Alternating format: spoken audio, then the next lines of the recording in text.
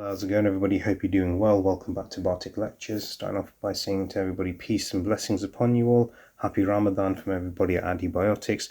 Today we're going to be talking more about the end of the boycott and its aftermath from what we spoke about yesterday's lecture as well. So we are going to continue to examine this because this was one of the most painful chapters in the life of Prophet Muhammad, peace be upon him. And this was the boycott that was imposed by the Qurayshi against the Prophet, peace be upon him, and the clan of Banu Hashim, which is what we spoke about yesterday. So after nearly 3 years of hunger, isolation and hardship in the valley outside Mecca, the boycott finally came to an end. But while the boycott was lifted, the trials of the Prophet, peace be upon him, were far from over. Number one, the collapse of the boycott. As time passed, some members of the Quraysh began to feel ashamed of the cruelty of the boycott. They questioned, why are we starving families and children? Why are we punishing an entire clan for protecting one man? Has this gone too far?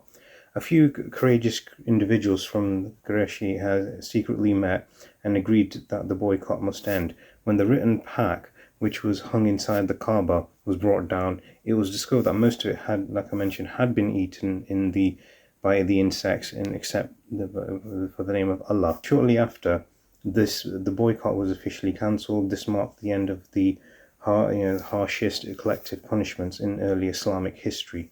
Number two, a new wave of hardship, the year of sorrow. Although the boycott ended, relief was short-lived. Soon after, two of the Prophet, peace be upon him, supporters had passed away. His beloved wife, Khadija, may Allah be pleased with her, and his uncle, Abu Talib, may Allah be pleased with him. Khadija, may Allah be pleased with her, had been his emotional support, financial support, and the first believer in his message. Abu Talib, although not Muslim, had provided tribal protection that shielded the Prophet, peace be upon him, from physical harm. With their deaths, the Prophet, peace be upon him, lost both personal and political protection. This became known as the Year of Sorrow. Number three, increased vulnerability. After the death of Abu Talib, the Prophet, peace be upon him, was far more vulnerable in the Meccan society. Without strong tribal backing, the Quraysh felt emboldened, harassment increased, public insults and hostility intensified. This phase showed us how fragile worldly protection can be and how deeply the Prophet, peace be upon him, relied on Allah during this time. Number four, lessons from the period.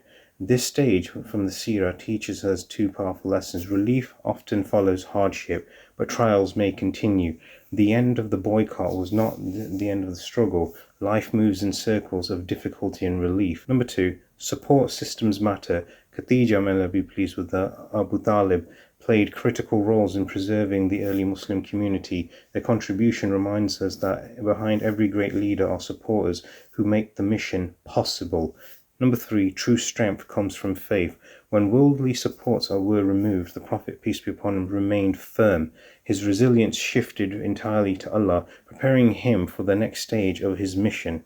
In conclusion, the lifting of the boycott marked the end of one severe trial, but it was also ushered in a deeply personal, emotional test for the Prophet, peace be upon him. Though through hunger, isolation, loss, and rejection, he never abandoned his mission. From this chapter we learn patience under pressure builds resilience. Even support disappears, faith sustains. After the darkest nights, Allah prepares new openings, and soon after this period, new doors would open that would change Islamic history forever. Now, time for reflective thoughts.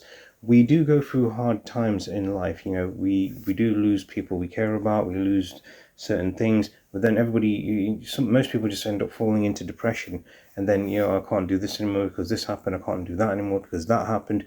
But it's how you pick yourself back up is what counts, really. It does. So no matter what life throws at you, you got to keep moving forward to get to the goal, because you never know how close you are to that goal. And that's what the Prophet, peace be upon him, was teaching us. Regardless of what happened, regardless of the family members that passed away, regardless of the support that wasn't there anymore, he remained steadfast, he remained faithful, and things worked out in the end for him. And that's what another lesson we got to learn from. Regardless of what life throws at us, you got to keep moving forward. There's no point falling down saying, I'm going to stay here for the rest of the time and then I'll feel better. No, you won't. Just keep moving forward and you'll get there, God willingly. So that concludes today's lecture. Hope you like this. You all know the drill. Click subscribe, turn on notifications. And again, from everybody at AddiBiotics, happy Ramadan, and we hope it goes well for you. And look after yourselves. All the best, and God bless.